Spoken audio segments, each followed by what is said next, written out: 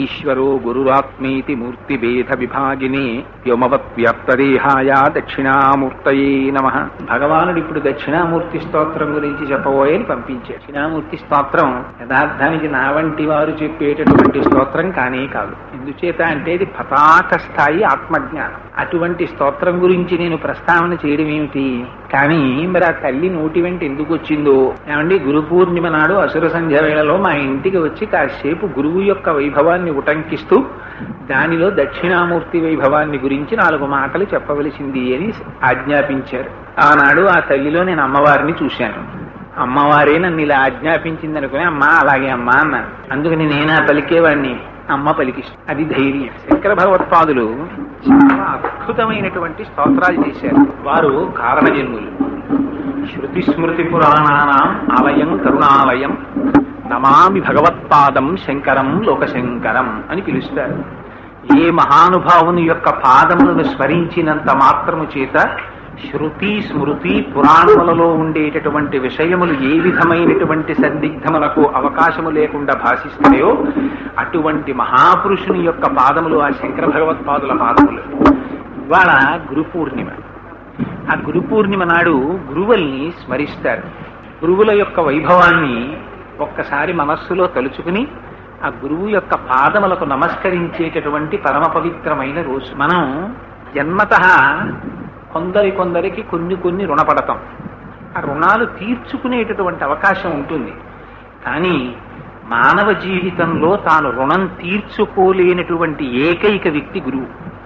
గురువు యొక్క రుణాన్ని మీరు తీర్చుకోలేరు.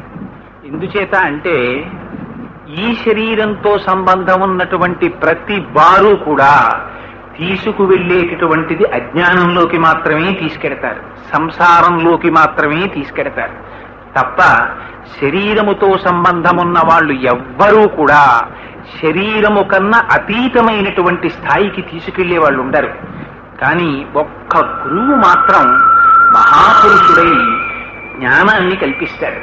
ఆయనకి ఏమవసరం? జ్ఞానం కల్పించవలసిన అవసరం అది ఏమంత తేలిక కాదు. జ్ఞానం అంటే మనకి గురువులంటే సాధారణంగా మనం అనుకుంటాం ఏదో 1వ క్లాసులోనో 2వ క్లాసులోనో పాఠం చెప్పినటువంటి గురువుని కాదు. గురువులే శాస్త్రం గురువుల్ని అనేక గురువుల్ని చెప్పింది. మీరు దత్తాత్రేయులు వారి గురుగీత చదివితే అందులో సూచక గురువు, వాచక గురువు, బోధక గురువు, దేశిక గురువు, పరమ గురువు, నిషిద్ధ గురువు, ఇలా బోల్డంత మంది గురువులు ఉన్నారు.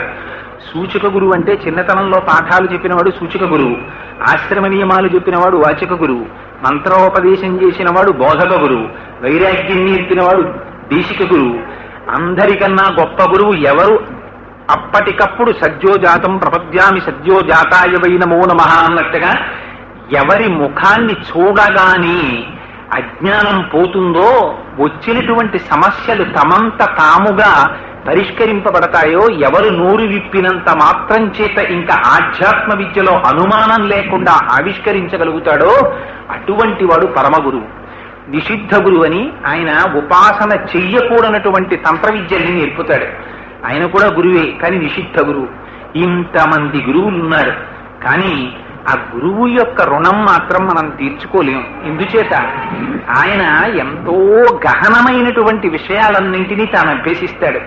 వేదం నేర్చుకోవడం అంటే అంత తేలిక కాదు. పురాణ ఇతిహాసములను తెలుసుకోవడం అంటే అంత తేలిక కాదు. మీరు ఒక్కొక్క కథ చదివారనుకోండి, పురాణం తీసి ఒక విషయం చదివితే ఒక వేదంలో కొన్ని మంత్రాలు చూస్తే చాలా ఆశ్చర్యకరంగా ఉంటాయి. ఏమిట్రా ఈ కథలు అనిపిస్తాయి. ఈ కథలన్నీ చదివితే మనకి ఏమిటి పరమార్థం అనిపిస్తుంది. కానీ ఆ కథల వెనకాతల చాలా గహనమైనటువంటి విషయాలు ఉంటాయి. అవన్నీ మనకి చెప్పడం కోసమని మహాపురుషులైనటువంటి వారు తామభ్యసించి అవి నేర్చుకుంటే వచ్చేసేవి కావు. అవి తెలుసుకోవడానికి ఒక గొప్ప అర్హత ఉండాలి. తాను ముందు గాయత్రీ మంత్రాన్ని శ్రద్ధాభక్తులతో చెయ్యాలి.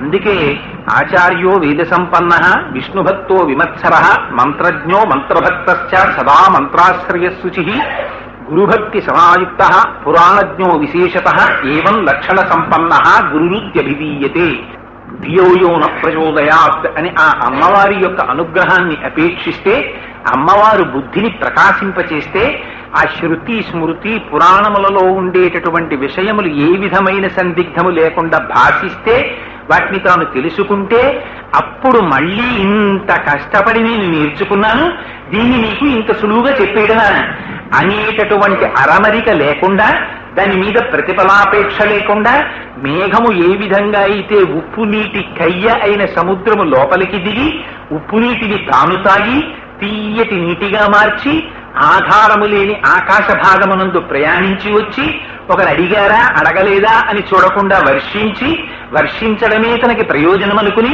తేలికబడిపోయి అమ్మయ్య వీళ్ళ దాహార్తి నేను తీర్చేశాననుకుని సంతోషంగా తేలిపోయి వెళ్ళిపోతుంది. అలా గురువేం చేస్తాడు, తన జీవితాంతం గాయత్రీ మంత్రం చేస్తూ తాను శృతి స్మృతి పురాణములను తెలుసుకుంటూ అందులో ఉన్నటువంటి అనేకమైన విషయముల వెనకాతల నిక్షేపింపబడినటువంటి గూఢార్థములను తానిరింగి వాటిని అయ్యో ఇక్కడికి వెడితే క్లేశం కదా, అక్కడికి వెడితే కష్టం కదా, నా శరీరానికి అసౌకర్యం ఏర్పడుతుంది అని చూసుకోకుండా త్యాగి అయి నా కర్మణాన ప్రజయా ధనేన త్యాగే నైకే అమృతత్వ మనసు, దీనివల్ల ప్రయోజనం ఉందా అని ఆలోచించకుండా నిండిపోయినటువంటి బింది అంచులు ఇంకా నీరు పట్టలేక జారి కింద పడిపోయినట్టు తాను భగవంతుని యొక్క గుణములను అనుభవించడము చేత కలిగినటువంటి ఆనందము లోపల నిండి నిబిడీకృతమైతే దాన్ని పట్టుకోలేక వాక్కులుగా మారి గురువు యొక్క నోటి వెంట గంగా ప్రవాహంలా వెళ్ళిపోతుంటే ఆ మందాకినిలో తడిసి సంతృప్తులైనటువంటి వారు శిష్యులు. ఆ గురువేమో ఆశిస్తాడు, ఆయన ఏమీ ఆశించడు, మీరు ఆయనకి ఇవ్వలేరు. అందుకని గురుగీతలో ఒక మాట చెప్తారు, గుకారస్యంధకారస్తు రుకారస్త నిరోధకృత్ అంధకార వినాశిత్వాత్ గురురుత్యభిధీయతే. అజ్ఞానం మనకి జీవితంలో మొట్టమొదటి నుంచే వచ్చేస్తుంది. పిలిచి పేరంటానికి పీట వెయ్యనక్కర్లేకుండా వచ్చేది ఏమిటంటే అజ్ఞానం. అది ఎవ్వరూ అడగక్కర్లేదు, ప్రతి వాడికి పుట్టుకతోనే ఒక విషయం తెలిసిపోతుంది. చంటి పిల్లాడి దగ్గరికి వెళ్ళి ఒరే మీ అమ్మని తీసుకెళ్లిపోతున్నాను రా అన్నాడు అనుకోండి మేనమామ, నాది అమ్మ అంటాడు. వాడికి అప్పుడే మొదలు నేను నాదితో మొదలవుతుంది. ఒరే ఆ బిస్కెట్ ఇవ్వరా అంటే ఇవ్వనంటాడు, దాచేస్తాడు. మనం అది చూసి గడసరితనం రా వీడు వృద్ధిలోకి వస్తాడని సంతోషిస్తాం. ఈ నేను నాది జీవితాంతం పట్టుకుని పీడించేస్తూనే ఉంటాయి. అంత తేలికగా ఇది నాది కాదండి, ప్రపంచమంతా బ్రహ్మమయం జగత్, ఇందులో నాది కానిదే ఉంది, సమస్తం నిండి వివిధీకృతమయ్యాను, నేను ఆత్మస్వరూపిణి అని ఎంతమంది అనగలరు? ఎవరిని చూసినా ఎన్ని కోట్ల మంది పుట్టినా అందరం శరీరంతో తాదాత్మ్యం చెందిన వాళ్ళమే. అందరం తల్లి తండ్రి అక్క చెల్లి అన్న తమ్ముడు. శంకరాచార్యుల వారికి ఎంత అసహ్యం వేసిందంటే భజగోవింద స్తోత్రంలో ఆయన మాట అన్నారు, నలినీజలగత జలమతి తరళం తత్వజ్జీవితమతిశయ చపలం విద్ధిర్వ్యాధ్యభిమానగ్రస్తం లోకం శోకచ హంత సమస్తం అన్నారు. తామరాకు మీద నీటి బుట్టు ఎంతకాలం ఉంటుంది? ఎవరికి తెలుసు ఎప్పుడు జారిపడిపోతుందో తెలియదు. నిత్యమా జీవితము నీటిపై బుగ్గ, నీటి మీద పెట్టిన బుగ్గ ఆ బుడగ ఎంతకాలం ఉంటుంది? ఎవరికి తెలుసు, ఎప్పుడైనా పేలిపోతుంది. ఈ మాత్రం దానికి ఆ బుడక్కి ఎంత అల్లరో ఎన్ని రంగులో దాని మీద. అలా వీడు ఉండేదెంతకాలమో ఎవరికీ తెలియదు. ఇన్ని అనుబంధాలరా, ఎంత ఆశ్చర్యం అంటే ఇన్ని అనుబంధాలు తన శరీరంతో పెట్టుకుంటాడు. ఒకనాడు ఆ ఊపిరి వెళ్ళిపోతుంది. వెళ్ళిపోతే తను ఎవరి గురించి ఇంతకాలం పరితపించాడో వాళ్ళందరూ వచ్చి చుట్టూ నిలబడ్డా వీడు పలకరించేది ఉండదు, వాళ్ళు పలికేది ఉండదు. తీసుకెళ్లి చెట్ట చివరికి గుప్పెడు బూడిదవుతాడో, దోషుడు మన్నవుతాడో, ఆఖరికి ఆ మన్ను బూడిద కానటువంటి ఎముకలు వెంట్రుకలు ఇవి చెట్ల మొదళ్ళని వాటిని పట్టుకు తిరుగుతూ ఉంటాయి.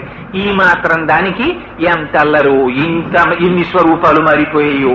మనిషి అయ్యాం, పందెయ్యాం, పిల్లయ్యాం, కుక్కయ్యాం. ఏది పుట్టినా అక్కడ దానితో సంఘం, అక్కడ భార్య అక్కడ పిల్లలు, ఎవరిది వాళ్ళకే కదండి అల్లరి. మొన్న మా అబ్బాయి అన్నాడు, ఏమంటే మన నాన్నగారు మనం ఇంట్లోకి వచ్చినప్పుడు బల్లి వచ్చింది గోడ మీదకి, తరిమేస్తానన్నాను. ఫోన్లేరా మనతో పాటు సహజీవనం చేస్తోంది వదిలేయన్నారు మీరు, అది ఇంకో బల్లిని తెచ్చింది, అప్పటికి మీరు చూసి ఫోన్లేరా పెళ్లి చేసుకుని మన ఇంట్లో గృహప్రవేశం చేసింది, అలా ఉండని అన్నారు.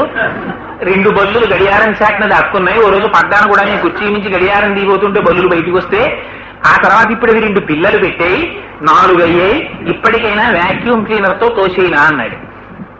రే నేను ఒక్కడిని ఉండేవాడిని, మీ అమ్మని పెళ్లి చేసుకున్నాను, నాకు కొడుకో కూతురు పుట్టారు, నా జీవితాన్న బల్లులు చూపిస్తున్నాయిరా, అవి వంశాభివృద్ధి చెంది కొడుకుతో కూతురుతో భార్య భర్త అంత సంతోషంగా గోడ మీద ఉన్నాయి, నేల మీద నేనున్నాను. నాకు కూడా అట్లాంటి కష్టం వస్తే అంత బాధో, దాని బాధ అంతే కదరా. అందుకని మన వంశం ఎలా వృద్ధి చెందుతోందో దాని వంశము అలాగే ఆచంద్ర తారార్కము వృద్ధి చెందుగాక అన్నాడు. అంటే వారు అన్నాడు, నేను ఈ బల్లుల్ని బయటికి పంపించలేను కానీ మనమే ఎలాగో తొందరలో ఇల్లు ఖాళీ చేసేద్దాం అనుకుంటున్నాం కాబట్టి గొడవలేదన్నాడు. అందుకని ఏ శరీరం అయితే ఏమైంది, అయితే బల్లికి బల్లి సంసారం, పిల్లికి పిల్లి సంసారం, కుక్కకి కుక్క సంస్కారం, మనది మనకి సంసారం. కానీ అయ్యయ్యో ఇది కాదోయ్, దీనికన్నా అతీతంగా ఇంకోటి ఉంది. నువ్వు ఈ శరీరం కాదురా నాయనా, దీని లోపల ఒక చిత్ అనేటటువంటిది ఉంది, ఒక స్ఫురత్తు ఉంది. ఆ స్ఫురత్తు నువ్వు, ఆ ఆత్మ నువ్వు అని వాక్కులకు అందనటువంటి ఆత్మని వాక్కు చేత అందించగలిగినటువంటి మహానుభావుడు గురువు. ఆయన ఈ అంధకారాన్ని తీసేస్తున్నాడు. ఈ అంధకారాన్ని తీయగలిగినటువంటి వాడు ఎవ్వరూ లేరు. అటువంటి అంధకారం తీసేసి ఆయన మీకు జ్ఞానం ఇస్తే, పునరావృత్తి రహిత శాశ్వత శివ సాయుధ్యమును మీకు ఇప్పిస్తుంటే ఆ గురువుకి మీరు ఏమి ఇవ్వగలరు?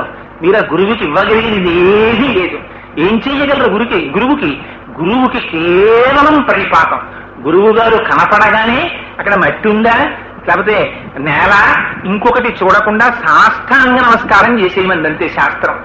గురువుని పొద్దున్నే వెళ్ళి ఒక్క నమస్కారం చేయాలి. మా గురువు గారు ఉన్నారు, మహానుభావుడు మల్లంపల్లి అమరేశ్వర ప్రసాద్ గారని. వారి ఆశీర్వచనం కాపాడుతుంటుంది మమ్మల్ని ఎప్పుడు. అంటూ ఉంటారు, కోటేశ్వరరావు సంధ్యావందనం చేసినప్పుడల్లా ఓసారి తలుచుకుంటానో మా శిష్యుడు కోటేశ్వరరావు వృద్ధిలోకి రావాలి అని సంకల్పం చేస్తూ ఉంటాను. ఏం వారు అనకపోతే వారికి వచ్చిన నష్టమే. వాళ్ళ కొడుకుల గురించి తలుచుకోరు మా గురువు గారు, నా అభివృద్ధిని కోరుకుంటారు.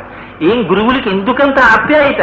గురువు తన కొడుకు కన్నా తన యొక్క జ్ఞానానికి పుత్రుడైనటువంటి శిష్యుడు వృద్ధిలోకి రావాలని కోరుకుంటాడు. తనకి కీర్తి వచ్చిన కన్నా తన శిష్యుడికి ఎక్కువ కీర్తి వస్తోంది అనుకోండి, అసూయ పడడు, పొంగిపోతాడు. బా ఎంత మంచి కీర్తి తెచ్చుకున్నావో నాయనా, ఈ కీర్తి చేత నీకు దృష్టి దోషం తగలకూడదో, నువ్వు వృద్ధిలోకి రావాలంటాడు. ఎవరు అనగలరండి ఈ మాటలు? ఒక్క గురువు అంటాడు. అందుకని ఆ గురువు ఎటువంటి వాడు? అన్ని గురువులోనే ఉంటాయి. గురుగీతలో చెప్తారు, నగురోరధికం తత్వం, నగురోరధికం తప, నగురోరధికం జ్ఞానం, తస్మై శ్రీ గురవే నమః. ఆ గురువు కన్నా తపస్సు లేదు, ఆ గురువు కన్నా జ్ఞానం లేదు, ఆ గురువు కన్నా తత్వం లేదు. ఆ గురువు పాదములు పట్టుకుని నమస్కరిస్తే ఆ గురువులోనే బ్రహ్మ ఉన్నాడు, ఆ గురువులోనే విష్ణు ఉన్నాడు, ఆ గురువులోనే శివుడు ఉన్నాడు, ఆ గురువే పరబ్రహ్మమై ఉన్నాడు. గురువుని నమస్కరించారా, అందరి దేవతలకి నమస్కారం చేసేసినట్లే. అందరు దేవతలు గురువులోనే ఉంటారు. ఎంత మహాత్యాగం అంటే, ఉత్తప్పుడు అయితే అయ్యో మాకు ఖాళీ లేదండి, ఎలా వస్తాం, ఇంట్లో శుభకార్యాలు అంటారని. ఆషాఢ మాసంలో అయితే ఏ విధమైన శుభకార్యాలకి అవకాశం లేదని ఆషాఢ పూర్ణిమ గురు పూర్ణిమ చేశారు. ఆ రోజున ఇంకే పని ఉండదు కాబట్టి వెళ్ళొక్కసారి గురువు గారి పాదాలు చూసి నమస్కరించరా అని. ఎవరైనా జీవితంలో ఒక్క విషయం గుర్తుపెట్టుకోండి, శంకరాచార్యుల వారు ఎంత అందమైన మాటలు చెప్పేశారో తెలుసా అండి? పిచ్చాడా, ఇవన్నీ నీవని విర్రెక్కిపోతున్నావు, ఈ పద్యం ఓసారి రోజు తలుచుకో అన్నారు. నిజంగా ఈ పద్యం ఓసారి ఆఫీస్కి వెళ్లే ముందు తలుచుకుని వెళ్ళి రాత్రి పడుకోబోయే ముందు ఆ శ్లోకం చదువుకు పడుకుంటే విర్రి తగ్గిపోతుంది. ఆయన అన్నారు, యావత్పిత్తోపార్జన సక్త స్తవన్నిజ పరివారో రక్త పశ్చాత్ జీవతి జర్జర దేహే వార్తాకోపిన పృచ్చతి గేహే. నాన్న రోజు నిడదవలెడుతున్నావు, ఇంటికి వస్తున్నావు, డబ్బులు తీసుకొస్తున్నావు, జీతం పట్టుకొస్తున్నావు కాబట్టి బాగున్నావా నాన్నగారు, బావగారు, మామయ్య గారు, బాబాయ్ గారు, ఇన్ని వరుసలు. కానీ ప్రత్యాయాంతికతా పునర్న దివసాహ కాలో జగద్భక్షక లక్ష్మీస్తోయ తరంగ భంగ చపలా విద్యుచ్చలం జీవితం తస్మాన్ మాం శరణాగతిం కరుణయా తం రక్ష రక్షాధున. కాలం సూర్యోదయ సూర్యాస్తమయాల్లో పరమేశ్వరుడు గ్రసించేస్తున్నాడు. ఒకనాడు నీ శరీరం జర్జరీభూతం అయిపోతుందిరా, ఇది కదలలేదు. ఆనాడు ఇది కదలదు, మొరాయిస్తుంది. నాకు ఓపిక అయిపోయిందో, నేను తిరగలేను, తిప్పినన్నాళ్ళు తిప్పావు, ఇక నువ్వు తిప్పినా నీ తిరగనంటుంది. ఆ తిరగలేనన్ననాడు నువ్వు చేయగలిగింది ఏముందిరా? నువ్వు తిరిగినన్నాళ్ళు తీసుకొచ్చావే ద్రవ్యం, ఆ ద్రవ్యం కోసం నిన్ని అనుబంధాలు పెట్టి పిలిచిన వాళ్ళున్నారే, వాళ్ళెవ్వరూ వార్తాకోపిన పృచ్చతిగే. ఇది అబద్ధం కదండి, నీళ్ళలో లేదు. ఆయన పాపం ఎక్కడికి రాలేరండి అని ఒక గది ఒకటి కేటాయించేస్తారు. దానికి కారాగారానికి పెద్ద తేడా ఏమి ఉండదు. అందులో కూర్చోబెడతారు. వేళ పట్టున తీసుకెళ్లి ఇంత పదార్థం ఒకటి పెంపుడు కుక్కకి పెట్టినట్టు పెడతారు. ఆ పదార్థం తింటారు. ఆఖరణ బాగుండదు కాబట్టి ఎవరైనా శుభకార్యానికి పిలవడానికి వస్తే, మాయగారు మీరు తప్పకుండా రావాలి స్మండి పెళ్లికి అంటే, ఒకట్లేండి పాపం ఇది అనవసరంగా మిమ్మల్ని ఇలాంటప్పుడు తిప్పి కదిపి చేస్తే మీకు ఇబ్బంది, శుభకార్యానికి వచ్చి మీకేమైనా అయితే మళ్ళీ మంగళాశాసనం ఒకటి, పెళ్లికి ఇబ్బంది వస్తుంది, వద్దులేండి విశ్రాంతి తీసుకోండి అంటాడు. వీడు తిరుగుడంతా ఏమైంది, నిష్ప్రయోజనమై కూర్చుంది. అందుకని నువ్వు అప్పుడు కృతజ్ఞత ప్రకటించినా ప్రకటించకపోయినా ఇక్కడ ఉన్నాడు రా పరమేశ్వరుడు. వాడికి ఒక్కసారి నమస్కారం చేయడం నేర్చుకోరా ఓపిక ఉన్నప్పుడు. ఎవరు చెప్తారండి స్వాంతన వచనాలు? ఎవరు చెప్తారు? భగవానుడి వైపుకి మనస్సుని తిప్పగలిగినటువంటి మాటలు గురువు చెప్తాడు. అటువంటి గురువుకి తస్మై శ్రీ గురవై నమః. ఆ గురువు కోరుకునేదే ఉంటుంది. ఆ గురువు ఏం ఆశించాడు? అనేక జన్మ సంప్రాప్త కర్మబంధ విదాహినే జ్ఞానానల ప్రభావేన తస్మై శ్రీ గురవే నమః. ఆ గురువు అజ్ఞానాన్ని ధ్వంసం చేస్తాడు. మనం కూడబెట్టుకుంటాం, దీన్ని వెట్టి మూట అంటారు. ఇది ప్రతివాడికి ఒకటి తగిలించి ఉంటుంది, మనకి తెలియకుండానే ఉంటుంది. ఇప్పుడు పాన్ కార్డులు ఎలా ఉంటున్నాయో ప్రతివాడికి, అలాగే ప్రతివాడికి కూడా ఓ మూట ఒకటి తగిలించి పంపిస్తాడు పరమాత్మ. దీన్ని వెట్టి మూట అంటారు. ఈ వెట్టి మూట అంటే అంతా మొయ్యలేడని మనం ఏం చేస్తామంటే సాధారణంగా లెస్ లగేజ్ మోర్ కంఫర్ట్ అని ఎక్కువ పెట్లల్లో పెట్టుకుని ఎక్కుతాం కదా రైలు, ఒక్కొక్కటే మోసి ప్లాట్ఫామ్ మీదకి దింపుకుంటాడు. అలాగే మనం చేసినటువంటి కర్మ పర్వతముల కింద పడిపోయి ఉంటే ఈ జన్మలో అనుభవించడం కోసమని ఓ సంచిలో అవన్నీ నింపి పంపిస్తాడు. చేసినవన్నీ మంచి కర్మలే అయితే వచ్చేవన్నీ సుఖాలే వస్తాయి. కానీ అన్ని మంచి కర్మలు ఎందుకు చేసాం? దాంతో పాటు చెడు కర్మలు చేయలే, మరి దాని ఫలితాన్ని ఇంకోటి అనుభవిస్తాడా? మనమే అనుభవించాలి. అందుకని సుఖం వస్తుంది, దుఃఖం వస్తుంది, రెండింటినీ ఆ సంచి తగిలించి పంపిస్తాడు. విడిపనేమిటి అందులోంచి వస్తూ ఉంటుంది. ఇదే రామాయణంలో అయోధ్యకాండలో చెప్తారు. అసంకల్పితమే విహాయదకస్మాత్ ప్రవర్తతే నివర్త్యారంభమారబ్ధం నమ దైవస్య కర్మత. ఇవన్నీ నా వల్ల అవుతున్నాయి, నేను అనుకుంటున్నాను, నేను చేసేస్తున్నాను అంటాడు. వెనకాల ఉండి నడిపించేవారు వీడొకడున్నాడు, వాడు నడిపిస్తుంటాడు. అందుకని ఈ వెట్టి మూటలోంచి తీసి ఒక్కొక్కటి అనుభవిస్తూ ఉంటాడు. పోనీ ఏమైనా ఖాళీ చేసుకుంటాడా? మళ్ళీ నే చేశానని కర్తృత్వంతో కర్మ చేసి మళ్ళీ ఆ వెట్టి మూట అంతా నింపుకుంటాడు. నింపుకుని శరీరం మారుతాడంతే. భాగవతం చదివితే ఎంత చక్కగా చెప్పేశారంటే ఈ శరీరాన్ని వదిలిపెట్టేసే ముందు ఒక చిన్న రిట్రీట్ ప్రాసెస్ అయిపోతుంది. గజేంద్ర మోక్షంలో చెప్తారు. ఒక్కసారి ఈ ఇంద్రియాల్లో ఉండేటటువంటి శక్తి అంతా వెనక్కి వెళ్లి మనస్సులోకి వెళ్ళిపోతుంది. ఆ మనస్సు ఆత్మలోకి వెళ్ళిపోతుంది. ఆ ఆత్మ వెళ్ళిపోయే ముందు, ఇంట్లోంచి వెళ్ళిపోయే ముందు పిల్లాన్ని చేత్తో పట్టుకుని అమ్మ బయటికి వెళ్ళినట్టు జీవుణ్ణి వెంట పెట్టుకుని ఆత్మ బయటికి వెళ్ళిపోతుంది. ఆ వెళ్ళిపోయేటప్పుడు కొన్ని కోట్ల రంధ్రాలు, 2 కళ్ళు ఉన్నాయి, 2 ముక్కులు ఉన్నాయి, 2 చెవులు ఉన్నాయి, ఓ నోరుంది, ఓ మలద్వారం ఉంది, ఓ మూత్రద్వారం ఉంది, కొన్ని లక్షల రోమకూపాలు ఉన్నాయి. వీటిల్లోంచి ఏదో ఒక ద్వారంలోంచి బయటికి వెళ్ళిపోతుంది. ఆ వెళ్ళిపోవడం ఎవ్వరికీ కనబడదు. వాడు వెళ్ళిపోగానే వీడు పోయాడు అంటారు. ఈ శరీరాన్ని తీసుకెళ్తారు, దగ్ధం చేసేస్తాడు. ఇది ఆ వెళ్ళిపోయే ముందే తను ఏ రకమైనటువంటి కర్మ కోసమని ఇంత తాపత్రయపడిందో అది చిట్ట చివర ఊపిరిగా పెట్టుకుని వేరొక శరీరాన్ని వెతుక్కుని ఒక ఆకు మించి వేరొక ఆకు మీదకి గొంగళీ పురుగు వెళ్ళిపోయేటప్పుడు వెనక కాళ్ళని విడిచిపెట్టి ముందు కాళ్లతో పట్టుకున్నట్టు ఒక ఉపాధిని విడిచిపెట్టి ఇంకొక ఉపాధిలోకి వెళ్ళిపోతుంటాడు. ఇప్పటి వరకు ఈ ఉపాధి ఆ జీవుడే ఇంకొక ఉపాధిలో ఉంటాడు. ఆయనే ఎప్పటి నుంచో కోరిక, కొడుకు పెద్ద ఆఫీసర్ అయి కారు కొనుక్కుంటే ఆ కారులో వెనక సీట్లో తాను కూర్చుని కిటికీ అద్దం దింపేసి ఆ కిటికీలోంచి వెళ్ళిపోతుంటే ఆ కిటికీలోంచి చూస్తుంటే అప్పటి వరకు తను సామాన్యుడిగా చూసిన వాళ్ళు అమ్మో కలెక్టర్ గారు తండ్రి అండి కోటేశ్వరారు అని చెప్పి చూడాలని కలలు కంటాడు. కానీ ఏమవుతాయి? ఆయుర్దాయం పరమేశ్వరుడి చేతిలో ఉంటుంది. ఈ లోగావాడికి ఏమైనా అయిందనుకోండి, ఆ కోరిక ఉండిపోయిందనుకోండి, జీవి మారుతాడు, కుక్క శరీరంలోకి వస్తాడు, ఆ ఇంట్లోనే ఉంటాడు. ఆ కొడుకు మీద తాపత్రయం. అందుకని కొడుకు ఇంటికి రాగానే వెళ్ళి ఆయన కాళ్ళ చుట్టూ తిరిగేస్తుంటాడు. వీడు చీచీ చీచీ అని పక్కకి తోసేస్తుంటాడు. అయినా ఎక్కడికి పోతుంది సంస్కారం? ఆ గత జన్మలో ఉన్నటువంటి ప్రేమ. కాసేపు కొడుకుతో తిరగాలని కోరిక, ఆయన గొలుసు పట్టుకుని కాసేపు అటు ఇటు తిప్పి తీసుకొచ్చి ఇంట్లో కట్టేస్తాడు. వాడు వెళ్ళిపోతుంటే ఏడుస్తుంటాడు, వాడు వస్తే సంతోషపడిపోతూ ఉంటాడు. ఆఖరికి కారు ఎక్కించుకుంటాడు, వెనక సీట్లో కూర్చుని నాలిక బయటికి జాపి హాహాహా అంటూ ఆ కారులో వెళ్ళిపోతుంటాడు. జీవుడు మారాడంటే ఉపాధి మారాడు, లోపల ఉన్నవాడు ఒకటే, ప్యాకింగ్ మెటీరియల్ మారిపోతుంటుంది. అందుకని నాన్న నువ్వు అనుకుంటున్నటువంటి ఇది నువ్వు కాదురా, ఇది నువ్వు అనుకుంటే ఇలాంటివి ఉండిపోతాయని సంతోషపడ్డ వాళ్ళు చాలా మంది ఉన్నారా. కొంచెం పెద్ద పెద్ద పదవుల్లో ఉన్న వాళ్ళు గంధపు చెక్కల్లో కాలిపోయారు, మామూలు వాళ్ళందరూ చింతకర్రల్లో కాలిపోయారు. తప్పించి ఉండిపోయిన వాడు ఎవడూ లేడు. ఇది ఉండమన్నా ఉండదు నాన్న, లోపల ఉన్న ఆత్మ నువ్వు అని గురువు చెప్తాడు. చెబితే వీడికి వైరాగ్యం కలుగుతుంది. కలిగితే ఆ వైరాగ్యం చేత చెయ్యవలసిన మంచి పనులు చేస్తాడు. ఆ మంచి పనులు చేస్తే తను మనుష్య ఉపాధిలోకి వచ్చాడు కాబట్టి మెట్టెక్కుతాడు. ఇది ఒక్క మనుష్యుడే చెయ్యగలడు, ఇతర జీవులకి కుదరదు. మీరు ఒక కుక్కని తీసుకొచ్చి దక్షిణామూర్తి స్తోత్రం చెప్తానన్నారనుకోండి, ఆయన్ని పిలవకండి, మనకి చెప్పేవాడు కాదు ఆయన అంటారు. అందుకని మనుష్యుడైతేనే వచ్చి కూర్చుని వినగలడు. ఒక దేవాలయంలోకి వెళ్ళాలంటే మనిషి అయితేనే వెళ్ళగలడు. ఒక దీపం వెలిగించాలంటే మనిషి అయితేనే వెళ్ళగలడు. ఇప్పుడు తెలియదు ఆ బాధ. నిజంగా చెప్తున్నాను, ఒక దేవాలయం పక్కన టేకు చెట్టు అయి పుట్టారనుకోండి, ఆ టేకు చెట్టు నిటారుగా పెరుగుతోంది అనుకోండి, కార్తీక పౌర్ణమి నాడు అందరూ వచ్చి దీపాలు పెడుతున్నారనుకోండి లోపల, అందులో కూడా వృద్ధి క్షయం ఉన్నాయి కదా, పెరుగుతోంది కదా, లోపల జీవుడు ఉన్నాడు కదా.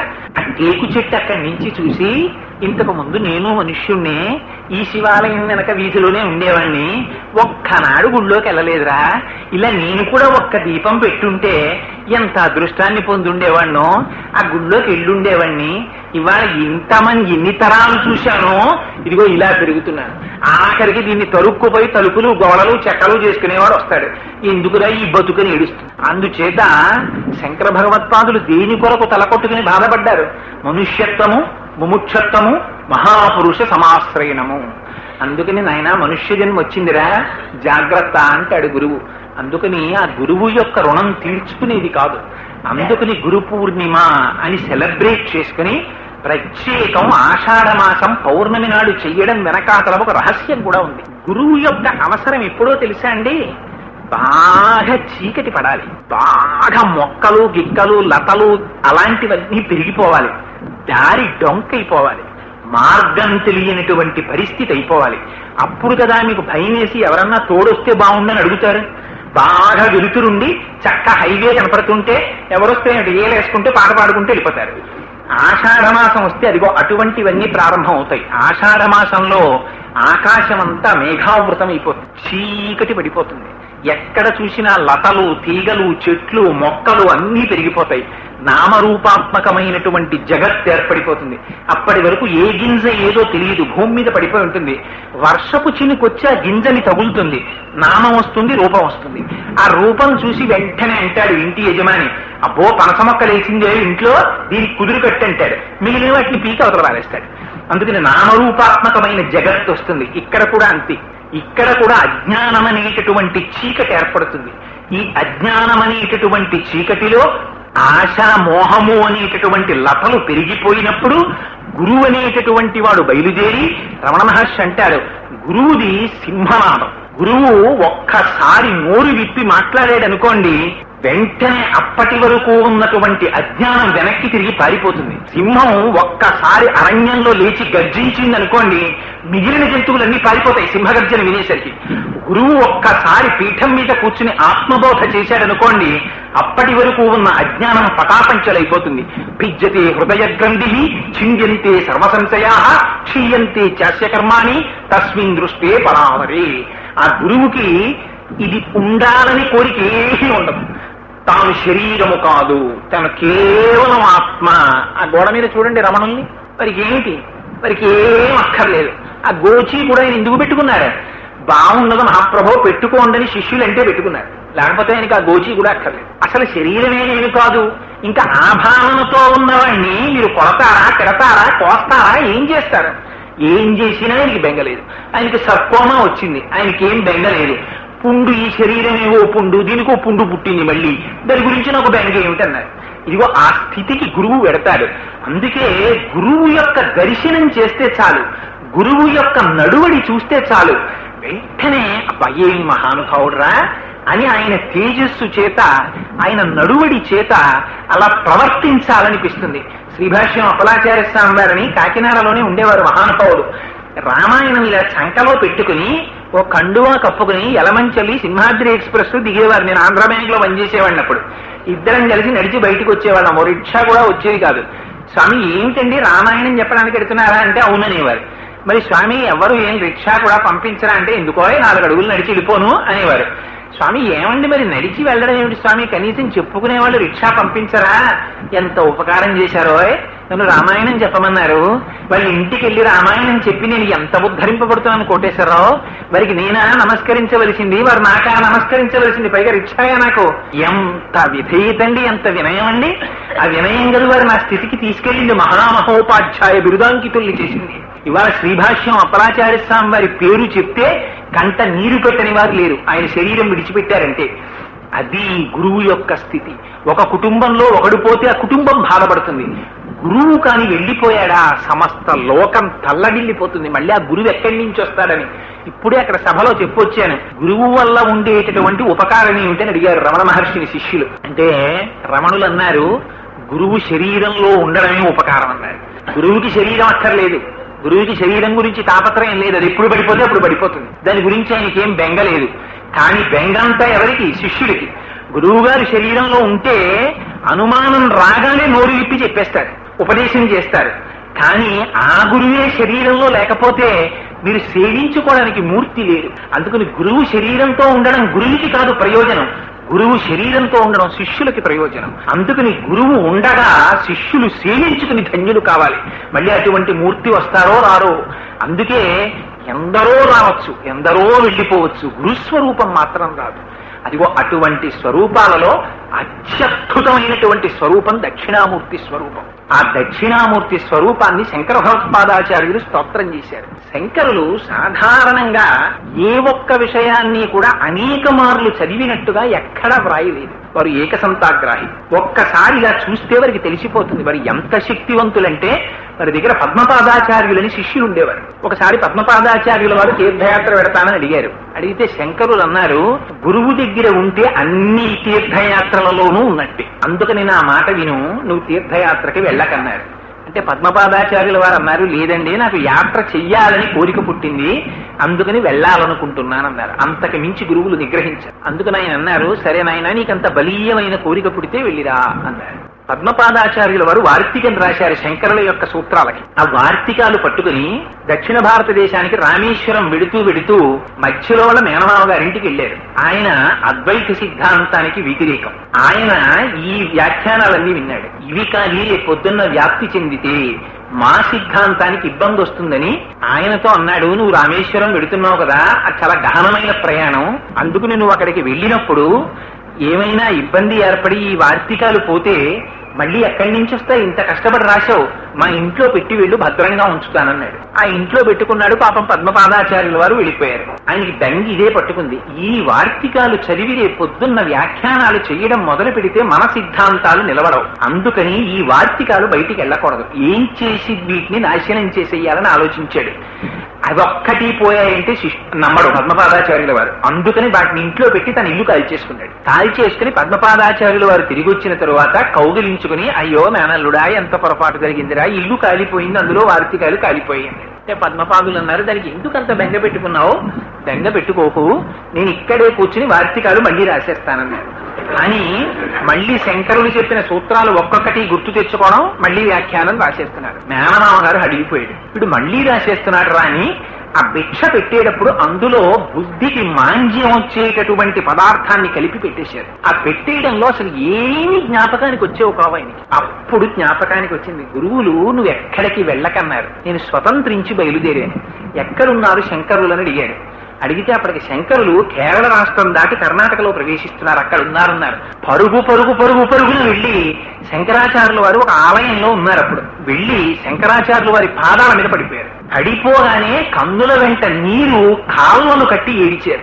ఏమైందని అడిగారు. మహానుభావ, నేను వ్రాసిన వార్తికాలు మా మేనమామ తగలబెట్టేశాడు, నేను మళ్లీ రాస్తున్నానని నా బుద్ధికి మాంజ్యం వచ్చే పదార్థం పెట్టేశాడు, నాకేమీ స్ఫురణలో లేదు అన్నారు.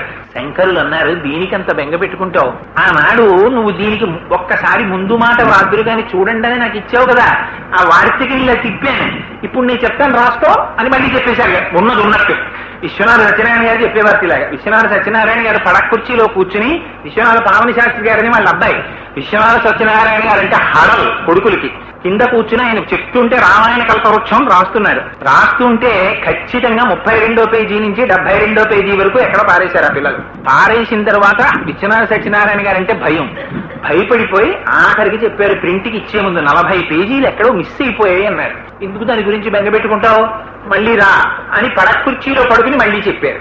చెప్తే దాన్ని మళ్ళీ రాశారు. రాసిన తర్వాత ఈ 40 పేజీలు మళ్ళీ దొరికాయి. ఎక్కడ దొరికితే దొరికాయా అని చెప్పి అందులోని ఇందులోని చూశారు, ఒక అక్షరం మారలేదు, మళ్ళీ చెప్పేశారు. అది అప్పలాచార్య స్వామివారింటికి విశ్వనాథ సత్యనారాయణ గారు వచ్చారండి. పొద్దుట్ నుంచి మధ్యాహ్నం వరకు గాయత్రి మంత్రం చేసేవారు.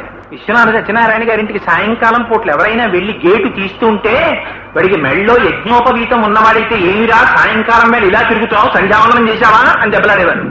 వెళ్ళు, ఒకవేళ వాళ్ళ ఇంటికి వెళ్ళిపోయి అక్కడ కూర్చుని ఉంటే నువ్వు వెళ్ళు, ఆ గదిలో వెళ్ళి సంధ్యావందనం చేశావా అప్పుడు మాట్లాడతాననేవారు. అంత నిష్ఠాగరిష్ఠులు. అందుకే మహానుభావుడు రామాయణ కల్పవృక్షం రాసి జ్ఞానపీఠ అవార్డు గ్రహీత అయ్యారు. అందుచేత అదిగో గురువుల యొక్క వైభవం అంటే అలా ఉంటుంది. అటువంటి శంకరులు తన జీవిత కాలంలో దగ్గరగా 14 మార్లు 18 మార్లు చదివారంటారు సూత సంహిత. స్కాంద పురాణాంతర్గతం సూత సంహిత. ఆ సూత సంహితలో దక్షిణామూర్తి యొక్క వైభవాన్ని వర్ణించారు. అది శంకరులు అన్ని మాటలు చదివి బ్రహ్మసూత్రాలకి భాష్యం రాసిన తర్వాత అప్పుడు దక్షిణామూర్తి స్తోత్రం రాశారంటారు. ఆ దక్షిణామూర్తి స్తోత్రం అత్యద్భుతమైన స్తోత్రం. అది పూర్తి వేదాంతం. అయితే దాంట్లో ఒక గొప్ప రహస్యం ఏమిటంటే గురుగ్రహం యొక్క అనుగ్రహం లోపిస్తే జాతకంలో చాలా ఇబ్బందులు వస్తాయి.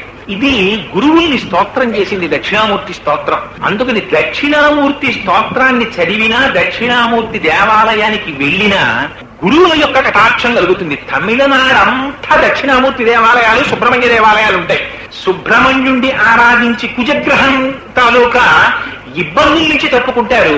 దక్షిణామూర్తి దేవాలయానికి వెళ్లి గురుగ్రహం యొక్క అనుగ్రహాన్ని సంపాదించుకుంటారు తమిళులు. అందుకే వాళ్ళకి ప్రాంతీయ పార్టీ పాలించిన అన్ని ఇండస్ట్రీస్ అక్కడే ఉంటాయి. అంత ఐశ్వర్యం. ఈ మాటలు నా సొంతంగా చెప్పట్లేదు, నాకు పేరు చెప్పడం ఇష్టం లేదు. కానీ ఒక మహానుభావుడు తన వ్యాఖ్యానంలో ఉపాసనకి సంబంధించిన రహస్యాలు రాస్తూ అందులో ఈ మాట రాశారు. తమిళులు విశేషమైన అభివృద్ధి చెందిన వెనకాతల ఉన్న రహస్యం ఇది. అందుచేత దక్షిణామూర్తి స్తోత్రానికి ఉన్నటువంటి వైభవం అటువంటిది. ఆ దక్షిణామూర్తి అన్న పేరు కూడా చాలా చిత్రంగా ఉంటుంది. ఆ దక్షిణామూర్తి స్తోత్రం చేస్తూ దానికి ప్రార్థనా శ్లోకాలు చెప్పారు. అందులో శంకరులు అంటారు, మౌన వ్యాఖ్య ప్రకటిత పరబ్రహ్మతత్వం యువానం వర్షిష్టాంతే వసదృశిగణైరామృతం బ్రహ్మనిష్టై ఆచార్యేంద్రం కరకలిత చిన్ముద్రమానంద రూపం స్వాత్మారామం ముదితవదనం దక్షిణామూర్తి నీడే అన్నారు. మౌన వ్యాఖ్య ప్రకటిత పరబ్రహ్మతత్వం యువానం. ఆయన మౌన వ్యాఖ్య చేశారట. ఇది పరస్పర విరుద్ధమైనటువంటి మాట. వ్యాఖ్యానం చేస్తున్నారంటే ఏమండి కోటేశ్వరరావు గారు వచ్చి వ్యాఖ్యానం చెప్తారట అన్నారు అనుకోండి, నేను వచ్చి నిశ్శబ్దంగా కూర్చుని ఓ నమస్కారం చేసి లేచి వెళ్ళిపోయాను అనుకోండి, వీడు అసాధ్యం కోలా ఏమిటి అలా కూర్చుని లేచి వెళ్ళిపోయాడు ఏమిట్రా వీడు, ఇదేం వ్యాఖ్య అంటే ఇది మౌన వ్యాఖ్య అన్నాను అనుకోండి, నేను ఎవరికి అర్థం అవుతుంది. కానీ అందులో చాలా రహస్యం పెట్టేశారు. మౌన వ్యాఖ్య ప్రకటిత పరబ్రహ్మతత్వం యువానం. దీన్ని ప్రకటించారట మౌన వ్యాఖ్య ద్వారా. నోటితో చెప్పడం మాని ముద్ర బట్టి చెప్పారు అని అర్థం. అంటే అన్ని నోటితో చెప్పక్కర్లేదు, ఒకటి ముద్ర పట్టారు, ముద్ర బట్టి చెప్పేశారు. ఆ చెప్పేటప్పుడు ఎవరున్నారు? చిత్రం బటతరోర్మూలే వృద్ధా శిష్యా గురుర్యువా గురోస్తు మౌనం వ్యాఖ్యానం శిష్యాస్తు చిన్న సంశయా. ఇది ఒక విచిత్రమైనటువంటి లక్షణం. చిత్రం వటతరోర్మూలే, ఒక బ్రహ్మాండమైనటువంటి వటవృక్షం కింద దక్షిణామూర్తి కూర్చున్నారు. దక్షిణామూర్తికి అభిముఖంగా కూర్చున్న వాళ్ళు ఎవరు? వయస్సులో అపారమైనటువంటి వృద్ధులైన సనక సనందల వంటి ఆ సనత్కుమారుడు మొదలైనటువంటి వాళ్ళందరూ కూడా ఆయన చుట్టూ కూర్చున్నారు. చిత్రం వటతరోర్మూలే వృద్ధా శిష్యా గురుర్యువా. గురువు గారు అందరికన్నా యువకుడు గురువు గారు. గురువు గారు కూర్చుని దక్షిణామూర్తి స్తోత్రం చెప్తున్నారు. వింటున్న శిష్యులందరూ వృద్ధులు. గురోస్తు మౌనం వ్యాఖ్యానం. గురువు గారు మౌనంగా వ్యాఖ్యానం చేశారు, నోరు విప్పి చెప్పలేదు. శిష్యాస్తు చిన్న సంశయా. శిష్యుల యొక్క అనుమానాలన్నీ తీరిపోయాయి అన్నారు. ఇంతకుముందు ఎందరు గురువుల దగ్గరకో వెడితే నోరు విప్పి చెప్పారు, ఎవరికి తీరలేదు, అనుమానాలు తిరిగిపోయి. దక్షిణామూర్తి దగ్గరికి వచ్చారు, నోరు విప్పి చెప్పకుండా మొదలుపెట్టారు. ఆయన వాళ్ళ సంశయాలు తీరిపోయి అమ్మయ్య బ్రహ్మం అంటే ఏమిటో మాకు ఇప్పుడు అర్థమైందని వాళ్ళు సంతోషంగా వెళ్ళిపోయారట. ఇలాంటి దక్షిణామూర్తిని ఆరాధన చేస్తే గురవే సర్వలోకానాం భిషజే భవరోగిణ నిధయే సర్వ విద్యానాం దక్షిణామూర్తయే నమః అన్నారు శంకరాచార్యులు వారు. గురవే సర్వలోకానాం, సమస్త లోకములకు కూడా ఈ దక్షిణామూర్తి గురువు. గురవే సర్వలోకానాం భిషజే భవరోగిణాం, భవరోగానికి భిషక్ అంటే ఆయన వైద్యుడు. నిధయే సర్వ విద్యానాం, అన్ని విద్యలకు ఆయన నిధి. దక్షిణామూర్తయే నమః, అటువంటి వారికి నమస్కరిస్తున్నాను. గురవే సర్వలోకానాం, అన్ని లోకములలో ఉండేటటువంటి వారికి దక్షిణామూర్తి గురువు. భిషజే భవరోగిణ, పరమశివుడికున్నటువంటి చాలా చిత్రమైనటువంటి పేర్లలో భవ అని ఒక పేరు. ఆయనకి పరమశివుడికి పూజ చేసేటప్పుడు ఓం నిధనపతయే నమః, ఓం నిధనపతాంతికాయ నమః, ఓం ఊర్ధ్వాయ నమః, ఓం ఊర్ధ్వలింగాయ నమః అంటూ ఓం భవాయ నమః, ఓం భవలింగాయ నమః అంటారు. అమ్మవారికి వెంటనే పక్కన మాట చెప్తారు, ఓం భవస్య దేవస్య పత్నే నమః అంటారు. ఏమిటి నామం? దీని లింగ పురాణం వ్యాఖ్యానం చేసింది. లింగ పురాణంలో ఈ భవ అన్న నామం గురించి చెప్తూ ఒక అందమైన వ్యాఖ్యానం చెప్పారు. జగత శైలాత్మిక భవ ఇత్యుచ్యతే మూర్తిర్భవస్య పరమాత్మనః అన్నారు. పరమశివుడు నీటి రూపంలో ఉంటాడు. ప్రాణాలు నిలబడేటటువంటిది ఆహారానికి నిలబడవు, నీటికి నిలబడతాయి.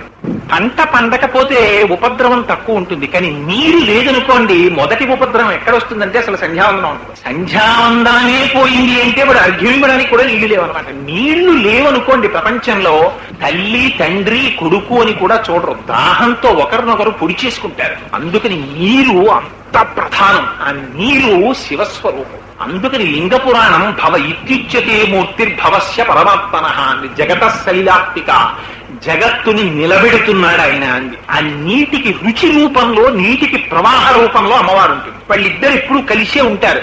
అందుకని భవస్య పత్నే నమః అంటారు పక్కనే. ఆ భవుణ్ణి ఇక్కడికి వచ్చేటప్పటికీ గురవే సర్వలోకానాం నిధయే సర్వ విద్యానాం భిషజే భవరోగిణాం, ఆయన వైద్యుట్టు దేనికి? భవరోగానికి. భవరోగం అంటే ఏంటి? భవరోగం అంటే పుట్టడం చావడం, పుట్టడం చావడం, పుట్టడం చావడం అంతే. సంసారమే భవరోగం. సంసారం దేనికి లేదు? ప్రపంచంలో అన్ని జీవులకి సంసారం ఉంది. ఆ సంసారం అనేటటువంటి వ్యాధిని తీసివేయడానికి గురువు వైద్యుడు దక్షిణామూర్తి. ఇంత గొప్ప దక్షిణామూర్తి స్తోత్రాన్ని అందిస్తూ ఆ మాట అనడం ఏంటి? ఆయన యువకుట్ట, కూర్చున్నటువంటి శిష్యులందరూ వృద్ధులుట. ఈ మాట చెప్పడం ఎందుకండి శంకరాచార్యులు గారు అంటే, వృద్ధులు అండంలో మీరు ఒక విషయాన్ని గమనించాలి. వృద్ధాప్యం దేనికి వస్తుంది? శరీరానికి వస్తుంది. శరీరముతో తాదాత్మ్యత చెందినటువంటి వాడు శరీరముతో తాదాత్మ్యత చెందని వాడి దగ్గర వింటున్నాడు. శరీరముతో తాదాత్మ్యత చెందని వాడు కాబట్టి ఆయన ఎప్పుడు యువకుడుగానే ఉంటాడు పరమశివుడు. శరీరముతో తాదాత్మ్యత చెందిన వారికి బాల్యము, యవ్వనము, కౌమారము, వార్ధక్యము ఇన్నుంటాయి. అందుకని అజ్ఞానం అంటే శరీరంతో తాదాత్మ్యం. శరీర తాదాత్మ్యత కలిగినటువంటి అజ్ఞానము వలన బ్రహ్మమును సక్రమముగా తెలుసుకోలేకపోయినటువంటి శిష్యులు ఎదురుగుండా కూర్చొని ఉండగా, శరీరముతో తాదాత్మ్యమును చెందక కేవలము బ్రహ్మజ్ఞానమును పొంది తాను ఆత్మస్వరూపిగా నిలబడినటువంటి పరమేశ్వరుని దగ్గర జ్ఞానమును పొందడానికి వృద్ధులైనటువంటి శిష్యులు చుట్టూ పరివేష్టించి ఉన్నారు. అటువంటి వారికి బ్రహ్మం అంటే ఏమిటో చెప్పడానికి నోరు విప్పి ఎందుకు చెప్పలేదు? నోరు విప్పి చెబితే అది కుదరదు. ఎందుచేత? యతో వాచో నివర్తంతే అప్రాప్య మనసా సహా. ఎక్కడ వాక్కు మనస్సు ఇంకా మేము చెప్పలేమని వెనక్కి తిరిగిపోతాయో అక్కడ బ్రహ్మమున్నది.